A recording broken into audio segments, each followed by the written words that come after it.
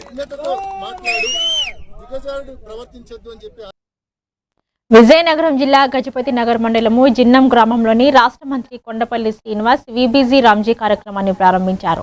ఈ సందర్భంగా ఉపాధి హామీ వేతనదారులు ప్రభుత్వం కల్పిస్తున్న అవకాశాలను సద్వినియోగం చేసుకోవాలని మంత్రి సూచించారు.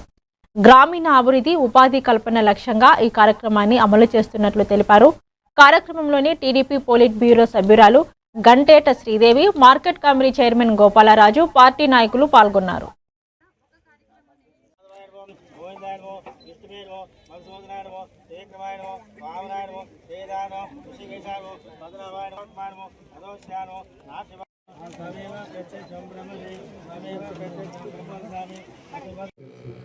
గతంలో జన్మభూమి అని గౌరవ ముఖ్యమంత్రి గారు మొదలు పెడితే మన ఊరిని మనం శుభ్రపరుచుకున్నాము, మన కాలువలు బాగా చేసుకున్నాము, కావాల్సిన వాళ్ళందరూ కూడా రోడ్లు వేసుకున్నారు, అన్నీ చేసుకున్నాం.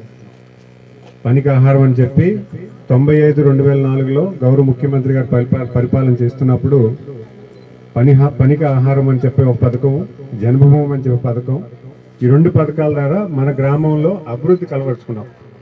మన గ్రామానికి మనం ఏం చేసుకోవాలి, మన గ్రామంలో మౌలిక వసతులు ఎలా కల్పించుకోవాలి అని ఆ రోజు మొదలుపెట్టినటువంటి ఆలోచనని క్రమేణా కేంద్ర ప్రభుత్వం కూడా MGNRGS అనే ఒక పెద్ద పథకాన్ని తీసుకొచ్చి సుమారు 20 సంవత్సరాలు ఈ పథకాన్ని పూర్తి స్థాయిలో గ్రామీణ ప్రాంతం ఉన్నటువంటి ప్రజలకి మంచి చేకూర్చేలా కార్యరూపం చేయడం జరిగింది.